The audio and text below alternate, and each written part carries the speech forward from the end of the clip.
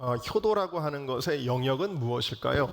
효도라고 하는 것은 어떤 물질적인 것, 환경적인 것이기 이전에 가장 중요한 영역이 있습니다. 그것은 효도의 영역은 마음에 있다라는 거예요. 기쁘게 한다, 이 마음의 영역이거든요.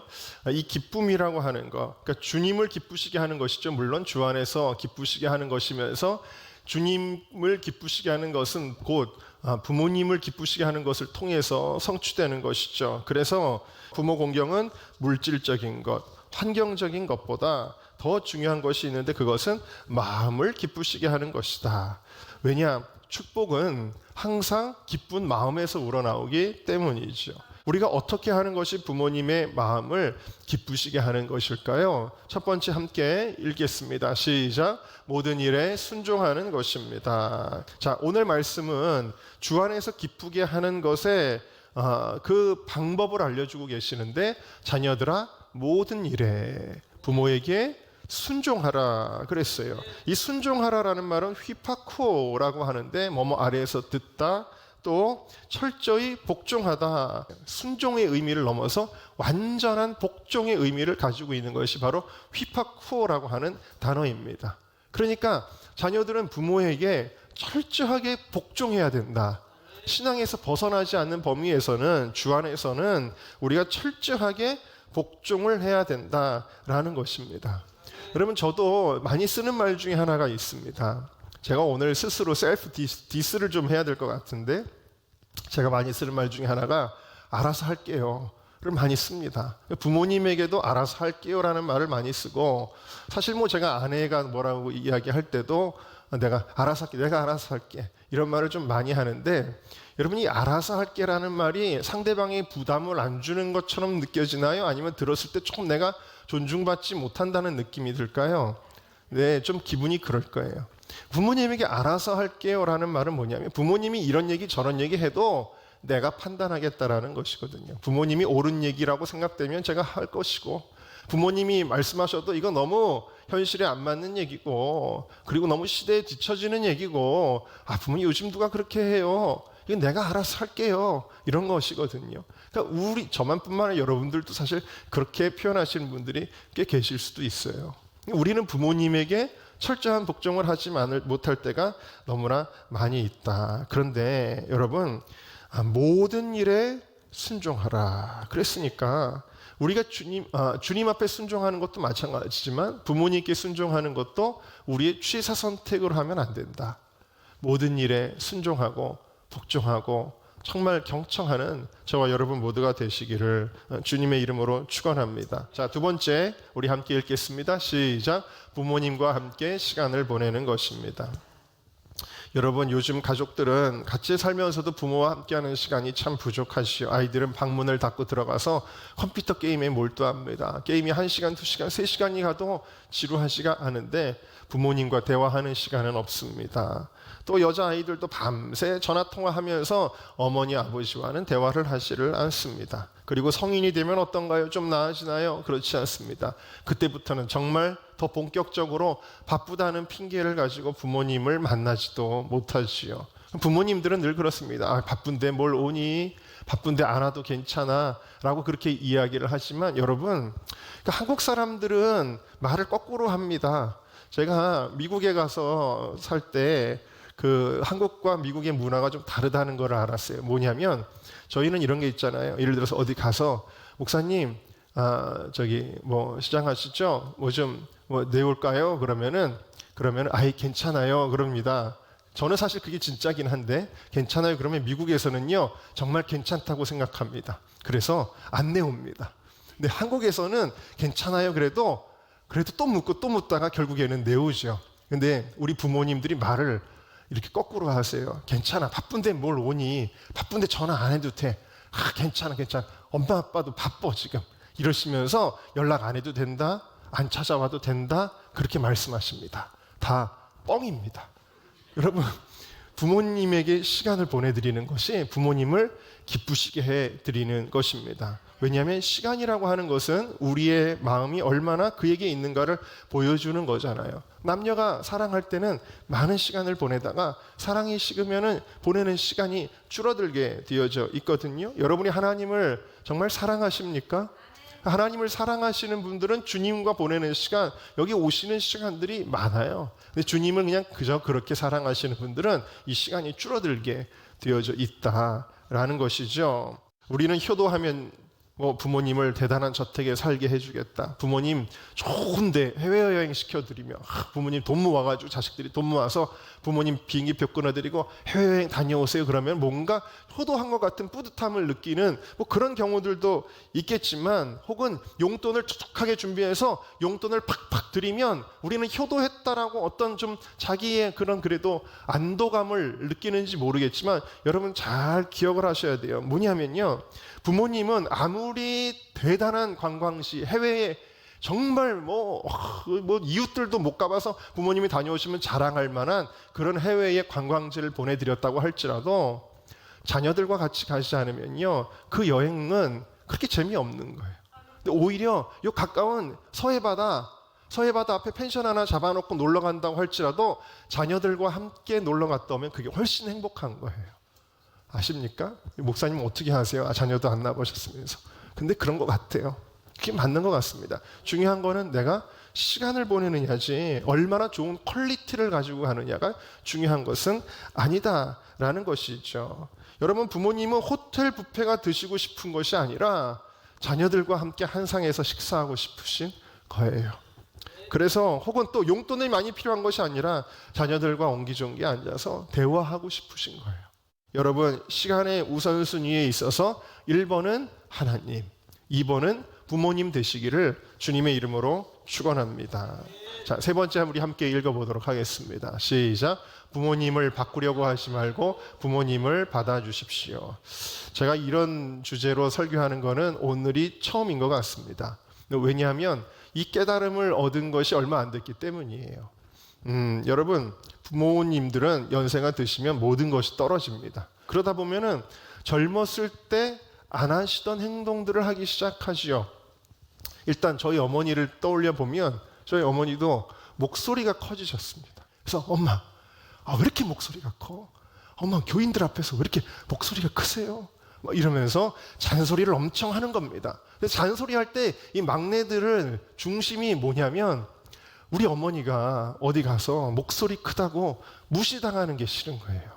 사실은 부모님을 엄청 사랑하는 마음이 있죠. 그 마음 때문에 잔소리하는데, 잔소리를 실컷 하면은 야야야, 너는 이렇게 맨날 엄마한테 잔소리만 하냐? 그리고 시그는 끝날 때 마무리가 여운이 별로 안 좋을 때도 있어요. 근데 제가 느낀 게 뭐냐면, 제가 첫 번째로 그게 뭐냐면, 부모님은 마음을 편하게 해드리는 것이 최고의 효도다라는 거예요. 저희 어머니가 툭 하면 그러시고, 제가 잔소리를 하면 너 아버지한테 잃을 거야 그러시는 거예요. 네, 아버지한테 잃을 거야 그러시는 거예요. 그러니까 맨날 막내 아들이 엄마한테 맨날 잔소리만 한다고 잃는다 하시는 거예요. 그러니까 제가 그때 깨달은 게 뭐냐면, 내가 효도를 제대로 못하는 거예요. 마음은 있는데 방식이 좀 틀렸구나라는 걸 느꼈어요. 그러니까 여러분, 부모님께 편안하게 해드리고 공손하게 표현하는 것이 중요한 거예요. 여러분, 우리가 늘 이야기하잖아요. 옳고 그름보다 중요한 것은 태도다. 우리가 신앙생활할 때, 여러분 교회 생활할 때도 정말 옳고 그름 얘기하는 사람들 많이 있는데, 그거보다 중요한 게 있어요. 공동체에서는요, 태도예요. 겸손한 태도, 사람들의 마음을 존중하고 정말 불편하지 않게 하는 게 중요한 거거든요. 천사의 말을 할지라도 사랑이 없으면 울리는 꽹과리와 같다라고 주님이 말씀하셨잖아요. 그래서 이 태도라고 하는 것이 중요한데, 우리는 가장 가까운 사람에게는 태도를 엉망으로 할 때가 많아요. 그러니까 저 같은 경우도 일 때문에 만나는 사람들은 좀 그 사람이 나한테 불편하게 해도 웃으면서 인자하게 온유하게 막 대하는데, 정작 가장 잘해드려야 될 가장 가까운 부모님에게는 막 할 때가 많이 있더라고요. 근데 가장 가까운 부모님에게 여러분 정말 좋은 태도로 하시기를 바랍니다. 연세가 드시면 서글픔이 있습니다. 어떤 서글픔이? 첫째로 아픈 데가 많습니다. 그래서 뭐 허리도 아프고 어깨도 쑤시고 무릎도 아프고, 그런데 자식들 눈치 보느라 아프다는 소리도 잘 못합니다. 괜찮아 그러시지만 실제로는 많이 아프죠. 또 둘째로 외로움을 타게 됩니다. 젊었을 때는 바빴지만 인간관계도 풍성했지만 이제 연세가 드시면 일손을 놓으셨기 때문에 한가해지고 만나는 사람도 줄어들게 되어집니다. 시간은 많은데 하는 일이 적어서 외로운 시간이 많습니다. 그런데 자식들은 다 바쁘다고 연락도 안 하죠. 그럼 자녀들에게 전화 한 통 하는 것도 어떨 때는 주저가 될 때가 있어요. 가장 가까운 자녀인데도 불구하고 괜히 내가 연락해서 부담 주면 어떡하지? 괜히 내가 전화해서 바쁜 시간 뺐으면 어떡하지? 이런 생각을 할 때가 있습니다. 저도 또 오늘 셀프 디치를 자꾸 하는데, 여러분 담임 목사가 자꾸 이제 자기의 문제점을 이야기한다고 해서 여러분 너무 실족하지는 마세요. 저도 통화할 때 어머니랑 통화하면은 자꾸 네 이럽니다. 그럼 그래 알았어 끊을게 바쁘구나 이러실 때도 있습니다. 아이고 주여. 그리고 여러분 어쨌든 여러분 부모님의 이런 외로움을 여러분들이 이해하셔야 된다라는 사실이고, 셋째로 과거에 대한 회상으로 허무함을 느낍니다. 시편 103편에 인생은 그날이 풀과 같으며 그 영화가 들의 꽃과 같도다 그랬죠. 그러니까 그때 좋았는데, 옛날 사진 볼 때도 추억에 잠기시고 뭐 이러면서, 그러니까 아무리 좋은 데 가도 별로 재미가 없고 아무리 맛있는 음식을 먹어도 맛이 없는 이유는 바로 이 허무함 때문이고, 특히 배우자가 없을 때 자존감이 굉장히 약해집니다. 왜냐하면 여자들 특히 남편이 있을 때는 그 남편의 위치 때문에 내가 든든함이 있었는데, 이제는 혼자 되면은 굉장히 자기의 가치가 없다고 생각하고 자존감이 낮아질 수 있다라는 거예요. 여러분, 어르신들은 절대적으로 위로를 받을 시기입니다. 위로를 받을 시기예요.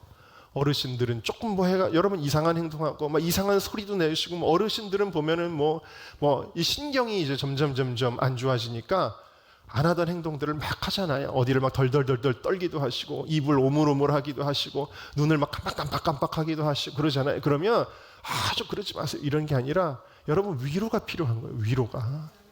위로가 절대, 여러분 아기를 키울 때 아기가 똥 싼다고 해가지고 아기를 막 야단을 칩니까? 아기가 쉬를 했다고 해가지고 아주 그냥 종아리 걷어 해가지고 매를 때립니까? 너는 왜 그거밖에 안 돼? 너는 왜 똥 넣어? 이러지는 않잖아요. 똥 넣어도 사랑스럽잖아요. 안 그런 거예요? 쉬를 해도 사랑스럽고, 그렇지 않습니까? 뭘 제대로 못하고 뭘 어질거도 사랑스럽죠. 근데 왜 우리 어르신들이, 나를 키워주신 부모님은 나를 그렇게 똥을 넣어도 이쁘다 그러면서 키워주셨는데, 우리 부모님들 이제 몸이 말을 듣지 않아서 그러는 거를 왜 이해하지 못하고 왜 우리가 위로하지 못하냐라는 거예요. 여러분, 왜 부모님이 귀가 안 들린다고 해서 왜 이렇게 못 알아들으세요? 이러느냐는 거예요. 왜 빨리 움직이지 못한다고 해서 빨리 좀 오세요? 이러냐는 것이죠. 여러분, 절대적인 공경과 순종과 섬김으로 부모님의 마음을 위로해드리고, 부모님을 바꾸려고 하지 마시고요. 내 마음에 들게 하지 마시고, 부모님을 있는 그대로 받아들이시고 부모님의 마음을 기쁘시게 하는 저와 여러분 모두가 되시기를 주님의 이름으로 축원합니다. 우리 네 번째 함께 읽겠습니다. 시작. 부모님이 주시는 것을 감사함으로 누리라. 여러분, 우리는 부모님이 이루어 놓으신 것 위에서 시작하고 있다는 것을 잊지 말아야 돼요. 우리가 혼자 잘나서 지금 내가 잘난 것이 아니다 라는 것이죠. 부모님이 만들어 놓은 토대에서, 키워주신 토대, 우리를 양육하신 토대, 그리고 여러 가지 부모님이 이루어 놓으신 토대 위에서 우리가 시작하고 있다라는 것이죠.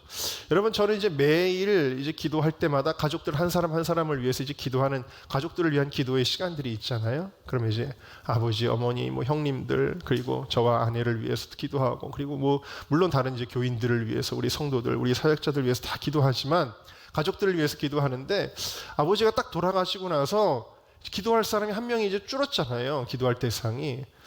근데 허전하더라고요. 아버지를 위해 기도하는 걸 매일 하다가 아버지를 위해 기도하는 게 이제 없어지니, 그렇다고 해서 죽은 자를 위한 기도는 천주교에서 하는데 좀 미신적인 거거든요. 왜냐하면 여러분들이 돌아가신 부모님을 위해서 뭘 기도한다고 해서 부모님이 뭐 더 건강해지시거나 그 부모님이 우리의 기도 때문에 뭐 천주교의 교리대로 뭐 구원을 받거나 뭐 이런 것들이 아니고, 뭐 우리가 기도한다고 해서 더 좋은 집에 사시거나 그런 게 아니기 때문에 이 죽은 자를 위한 기도는 미신이거든요.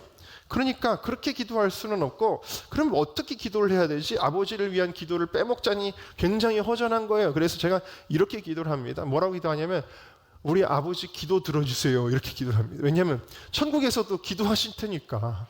그러니까 아버지 기도 들어주세요, 이렇게 기도하고, 두 번째로 기도하는 건 뭐냐면, 아버지 믿음의 유산이 열매 맺게 해주세요, 이렇게 기도를 합니다.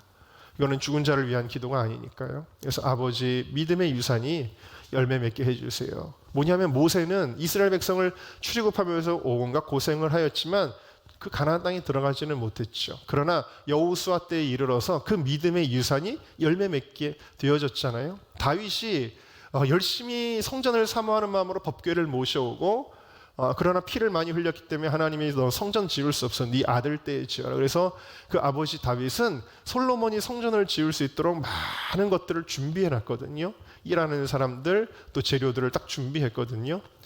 저희 아버님이 사실 수십 년 전에 어머니랑 이렇게 가시다가, 저희 어머니가 저 남곡동의 우체국 사거리 거기를 딱 보시다가 연립을 보고는 저희 아버님한테, 목사님 저기 어때요? 라고 딱 그렇게 물으셨대요. 그랬더니 아버지가 저희 아버님이 딱 보시고는 뭔가 좋은 것 같은데, 그러면서 그때부터 기도를 시작하시고, 그때부터 연립을 이제 한 채씩 사신 거예요.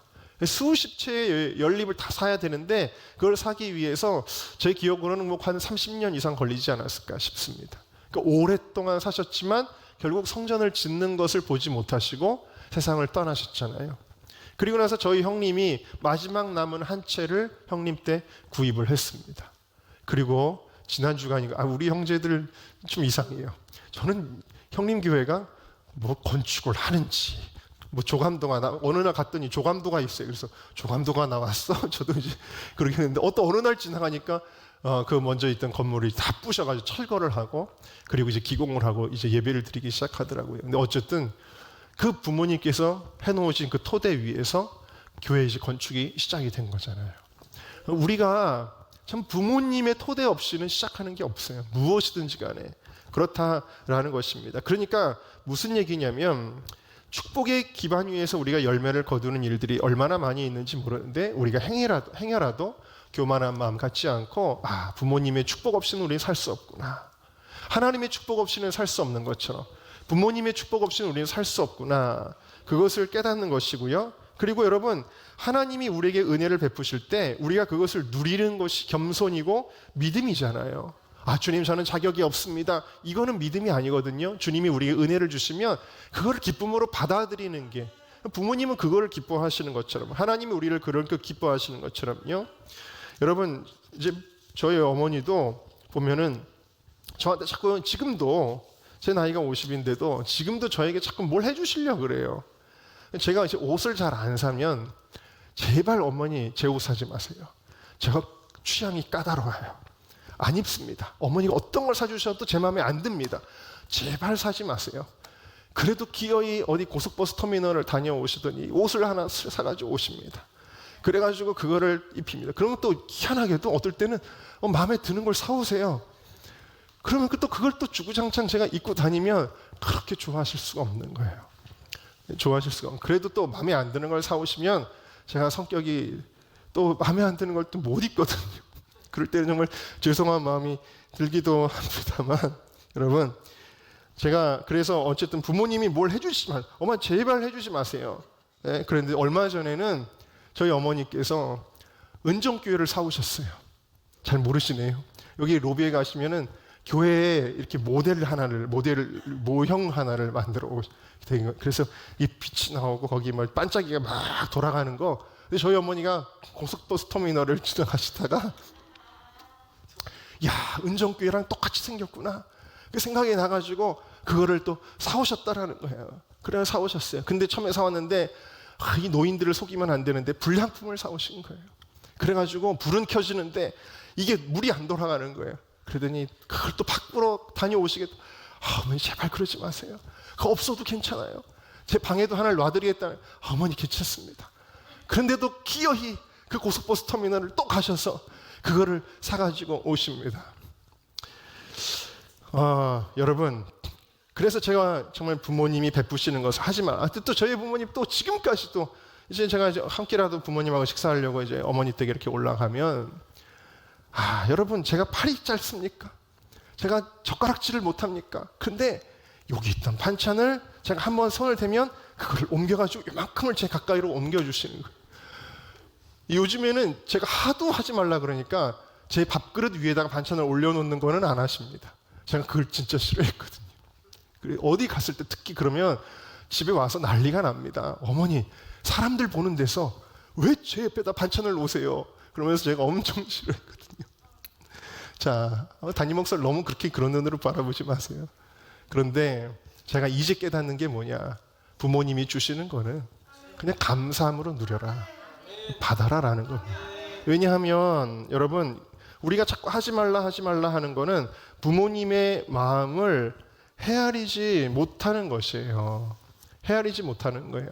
우리 엊그저께 단합대회 할 때 오 의원님하고 식사를 같이 했잖아요, 제가. 근데 오 의원님이 저랑 되게 비슷한 고충이 있으시더라고요. 무슨 고충이냐면, 선거운동 아니더라도 어떤 이제 행사 많을 때, 특히 연말 같은 때, 송년회 이럴 때 가면은 하루에도 몇 군데를 만나야 되거든요. 그러면 가는 데마다 주는 거를 먹어야 된대요. 너무 힘들대요, 그게. 근데 제가 이제 딱 생각이 나는 게, 꼭 요즘에는 우리 교회가 그렇게는 안 하지만 이제 간단한 다과만 하라고 제가 하지만, 대신방 할 때 제가 많이 힘들 때가 있었어요. 왜냐하면 대신방 가면 하루에 7가정, 8가정은 기본으로 가고 많이 갈 때는 10가정도 넘게 가잖아요. 근데 대신방을 가면 첫 번째 집에서 맛있게 먹습니다. 두 번째 집에 가도 또 음식이 나오면 또 먹어야 됩니다. 세 번째 집에 가도 또 먹어요. 근데 한국은 좀 낫습니다. 이민교회에 있을 때는 정말 너무 힘들었습니다. 왜냐하면 이민교회는요, 양이 다르거든요. 미국 사람들은 많이 먹거든요. 차릴 때도 보면 많이 먹어요. 어떨 때는 제가 삶은 감자를 잘 못 먹는데 미국의 감자는 또 우리나라 감자보다 이따만하게 큽니다. 이따시만한 감자가 탁 나옵니다. 그걸 먹어야 됩니다. 얼마나 힘든지 몰라요. 그걸 먹으면. 근데 그럼에도 불구하고 먹으면 먹습니다. 정말 억지로 먹고, 저희 형님 같은 경우는 한 가정을 마치고 화장실에 가서 일을 처리하시고 또 다른 가정 가시기도, 그럴 때도 있었습니다. 하여튼 고충이 많습니다. 뭐냐면요, 성도들은 본인이 차린 것을 담임 목사가 먹을 때 행복해 하시더라고요. 여러분, 부모님도 똑같습니다. 부모님도 우리에게 베푸실 때 우리가 그것을 누리면 행복해 하십니다. 여러분, 부모님이 주시는 것을 감사함으로 누리시기를 주님의 이름으로 축원합니다. 그래서 정말 이제 부모님이 주시면 드시고요. 부모님이 뭐 가져가라 하면 여러분, 어머니 괜찮아요, 어머니 쓰세요 하지 마시고, 고마워요, 그거 꼭 필요했는데 가져가세요. 여러분, 시골집에 가면은 또 막 반찬한 거 막 주시잖아요. 그럼 저희도 이거 있어요 그러지 말고, 있어도 어머니가 주신 거 제가 그래 받아서 오시라는 거예요. 왜? 어르신들에게는 그렇게 할 때 내가 여전히 자녀들에게 뭔가 가치 있는 존재구나라는 것을 그걸 믿게 되는 거예요. 부모님의 마음을 기쁘시게 하기 위해 여러분, 부모님과 함께 시간을 보내시고, 부모님을 바꾸려고 하지 말고 부모님을 있는 그대로 받아주시고요. 그리고 부모님의 모든 말씀을 경청하고 순종하시기를 바라고, 우리 부모님들이 마지막까지 여러분들을 위해서 베푸시는 그 모든 호의들을 여러분 기쁨으로 받아서 충분히 후회 없이 주님 앞에 착하고 충성된 자녀들로 설 수 있기를 주님의 이름으로 축원합니다.